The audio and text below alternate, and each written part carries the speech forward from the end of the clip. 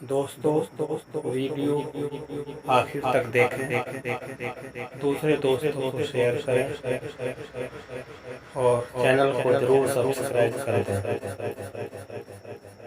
Notification کا button بھی آن کریں۔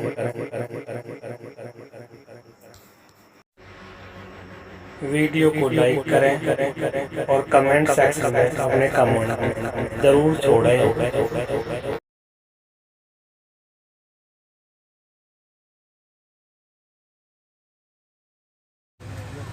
أما بعد فإن خير الحديث كتاب الله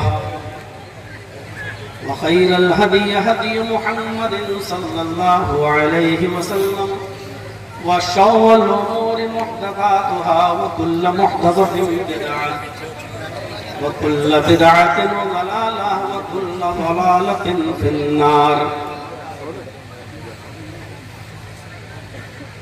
أعوذ بالله من الشيطان الرجيم، بسم الله الرحمن الرحيم۔ فهل عسيتم إن تولوا أن تفسدوا في الأرض وتقطعوا أرحامكم؟ وقال تعالى: وإذا قيل لهم لا تفسدوا في الأرض قالوا إنما نحن مصلحون ولا إنهم هم المصلحون ولكن لا يشعرون۔ رب اشرح لي صدري ويسر لي أمري واحلل عقدة من لساني يفقهوا قولي۔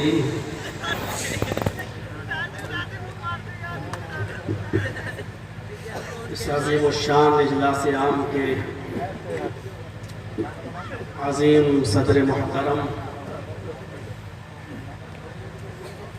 اور مرکزی جمعیت اہل حدیث ہند کے امیر محترم فضیلت الشیخ اصغر علی امام مہدی حفظہ اللہ،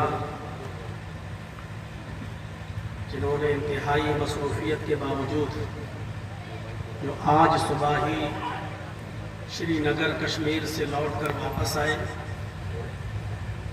اور مصروفیت کے باوجود آپ کے اس اجلاس کے لیے انہوں نے وقت نکالا۔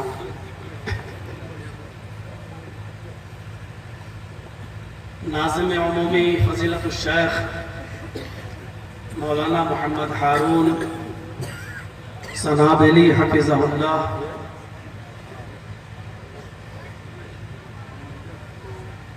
فضیلت الشیخ جناب کمال الدین سنابلی حفظہ اللہ، ناظم اجلاس جناب راشد صاحب سلفی حفظہ اللہ، اسٹیج پر تشریف فرما دیگر مؤقر علماء کرام اور بھوجپور مودی نگر ڈسٹرکٹ غازی آباد اور اس کے اطراف و اکناف سے تشریف لائے ہوئے معزز سامعین حضرات، اسلامی خواتین، پیاری ماں و بہنوں، قوم و ملت کے لائق پر نوجوانوں اور مستقبل کے ہونہار عزیز بچوں،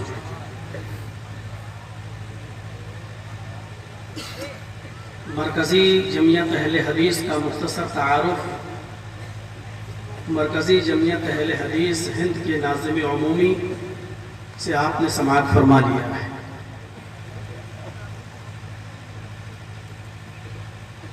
آپ نے رات کے 12:30 بلکہ 1:45 بجے تک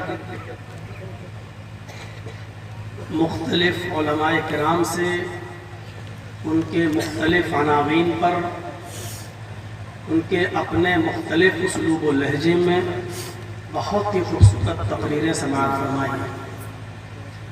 اللہ تبارک و تعالیٰ سے دعا ہے کہ الہ العالمین ہم سبھی کہنے والوں کو بھی اور سننے والوں کو بھی اس پر عمل کی پوری توفیق عطا فرمائے۔ میں نے قرآن کریم کی جو آیت کریمہ آپ کے سامنے تلاوت کی ہے،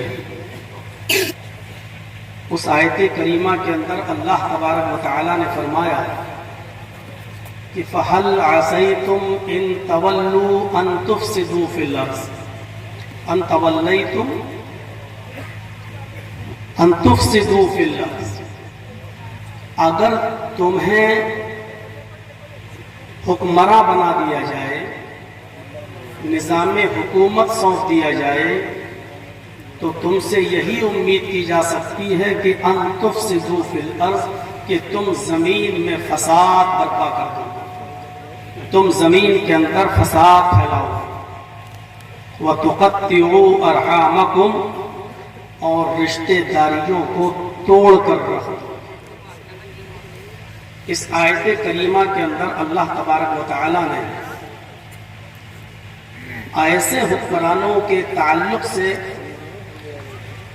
اشارہ کیا ہے جو نااہل ہیں، اور جب نااہلوں کو کوئی باغڈور دے دی جائے، کمان سونپ دی جائے، تو زمین کے اندر فساد برپا کر کے رکھ دیتے ہیں۔ فساد برپا کرنا یہ منافقوں کی علامت ہے۔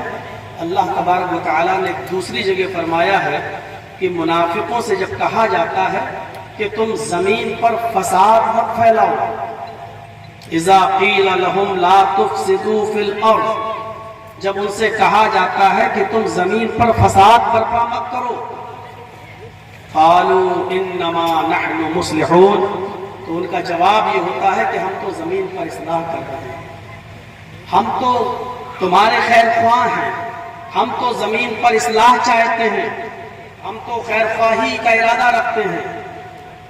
اللہ رب العالمین نے فرمایا الا، ہوشیار رہنا، الا خبردار رہنا، انہم ہم المفسدون، یہی لوگ فسادی ہیں، یہی لوگ معاشرے اور سماج کے اندر فساد برپا کر کے رکھتے ہیں۔ یہ منافقوں کی ایک علامت ہے کہ جب ان سے کہا جاتا ہے کہ زمین میں فساد مت پھیلاؤ، تو ان کا جواب یہ ہوتا ہے کہ ہم تو فساد کہاں برپا کر رہے ہیں، ہم تو امن چاہتے ہیں، ہم تو سکون چاہتے ہیں، ہم تو شانتی چاہتے ہیں، ہم تو خیر خواہی چاہتے ہیں۔ اللہ رب العالمین نے انہیں ایسے ہی لوگوں کے بارے میں کہا الا، ان سے ہوشیار رہنا، ہم المفسدون، یہی فسادی ہیں جو اپنی زبان سے کہہ رہے ہیں ہم تو خیر خواہی چاہتے ہیں۔ میرا اشارہ کس طرف ہے یہ آپ اچھی طریقے سے سمجھ رہے ہیں۔ قرآن کریم کی دونوں آیتوں کو آپ اپنے سامنے رکھیے۔ فَهَلْ عَصَيْتُمْ، اللہ رب العالمین نے فرمایا کہ اگر تمہیں حکمراں بنا دیا جائے، ان تولیتم، اگر تمہیں حکمرانی دے دی جائے، اگر تمہیں باغڈور سونپ دی جائے، تو ان تفسدوا فی الارض، تم زمین میں فساد برپا کر کے رکھ دو۔ ایسے ایسے تاریخ پڑھیے حکمرانوں کی کہ جب ان کے ہاتھ میں باغڈور دی گئی تو انہوں نے زمین کے اندر فساد برپا کر کے رکھا، صفے ماتم بچھا، لاشوں کے لاشیں جن کو گنا بھی نہیں جا سکتا ہے، کاؤنٹ نہیں کیا جا سکتا ہے۔ اللہ رب العالمین نے ایسے ہی لوگوں کے بارے میں فرمایا اور کہا کہ تقطعوا ارحامکم، اور رشتے داریوں کو کاٹ کر رکھ دیں گے، توڑ کر رکھ دیں گے۔ فساد کب برپا ہوتا ہے؟ امن اور چین اور سکون اور راحت کب ختم ہوتی ہے؟ زمین پر فساد کب برپا ہوتا ہے؟ اس کی جیتی جاگتی مثالیں میں ابھی آپ کے سامنے رکھوں گا،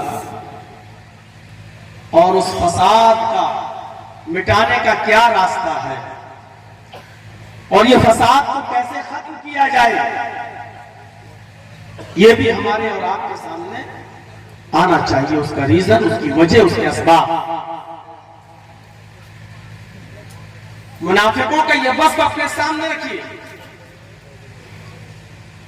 خود ہماری سوسائٹی میں کبھی کبھی ایسا ہوتا ہے جب کہا جاتا ہے کہ یار فساد کیوں برپا کر رہے ہو، ارے چھوڑو نا، تو فوراً جھٹ سے لوگ کیا کہیں گے، ارے میں کہاں فساد کر رہا ہوں، میری کیا غلطی ہے، مجھے میری غلطی بتاؤ۔ نہیں، میں تو حق بات سے پیچھے نہیں ہٹوں گا۔ نبی اکرم صلی اللہ علیہ وسلم نے حدیبیہ کے موقع پر جو صلح کی تھی، اس صلح سے آپ نے یہ بتا دیا تھا کہ امن کا راستہ کیا ہے اور شانتی کیسے بحال ہو سکتی ہے۔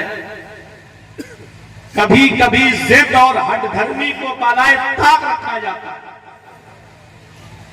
کبھی کبھی ضد اور ہٹ دھرمی کو بالائے طاق رکھا جاتا ہے، اور کبھی کبھی ناجائز باتوں پر بھی سمجھوتا کیا جاتا ہے اگر اس کا تعلق فتنہ اور فساد کو روکنے سے ہو تو۔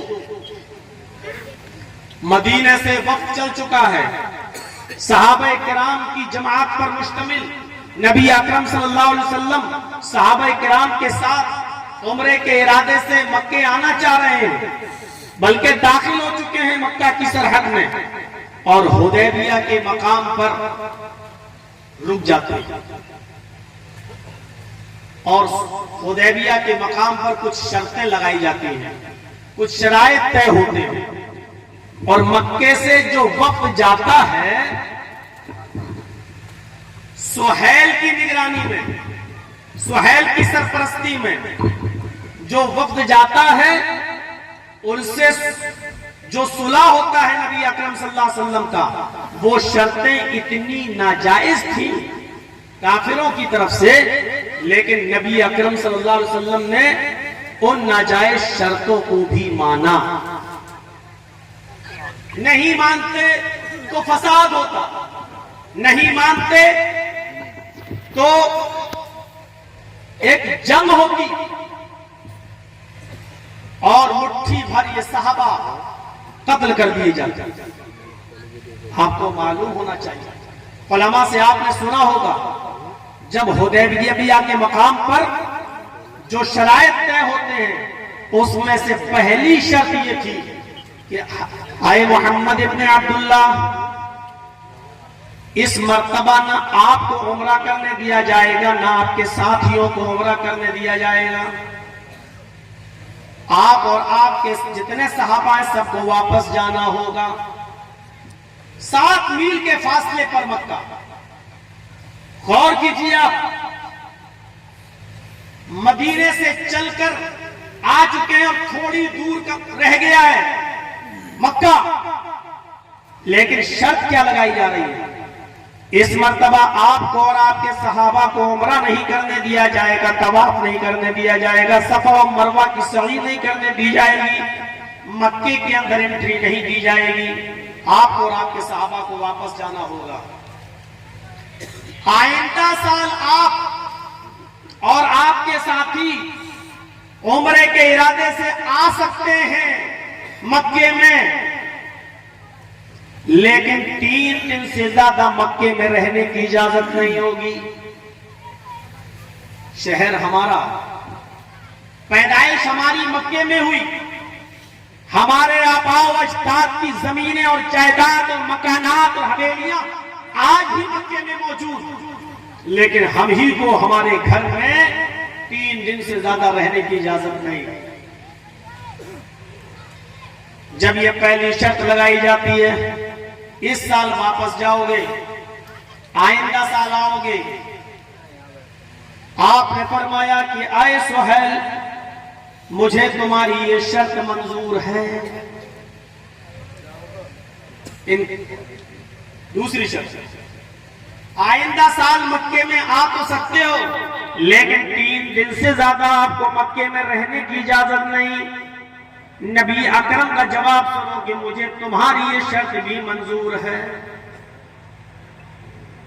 آج کا وہ جذباتی مسلمان ذرا غور کرے جو تھوڑی تھوڑی سی باتوں پر اپنی آستینیں سمیٹ لیتا ہے، اور تھوڑی سی تھوڑی بات پر کہتا ہے کہ اچھا میری غلطی بتاؤ کیا ہے، کیا ہم حق پر نہیں ہیں، کیا ہم غلط ہیں۔ ایسے جذباتی مسلمانوں کو ذرا سوچنا چاہیے۔ 3 دن سے زیادہ آپ کو مکے میں رہنے کی اجازت نہیں. ٹھیک ہے. تیسری شرط، جب آپ آئندہ سال مکے میں آئیں گے تو ہمارے ساتھیوں کی تلواریں میان سے باہر رہیں گی، کھلی ہوئی رہیں گی، چمکتی ہوئی تلواریں ان کے ہاتھوں میں رہیں گی، لیکن آپ کو اور آپ کے ساتھیوں کو اپنی تلواریں میان میں رکھنا ہوں گی. کھلی ہوئی تلواریں لے کر آپ مکے میں داخل نہیں ہو سکتے. نبی اکرم نے اس تیسری شرط پر جواب دیا، ہم لڑنے کے ارادے سے آئیں گے ہی نہیں، ہمارا ارادہ تو عمرے کا ہوگا، طواف کا ہوگا، سعی کا ہوگا، اس کے علاوہ کچھ نہیں. ہم لڑنے کے ارادے سے آئیں گے ہی نہیں، اس لیے مجھے تمہاری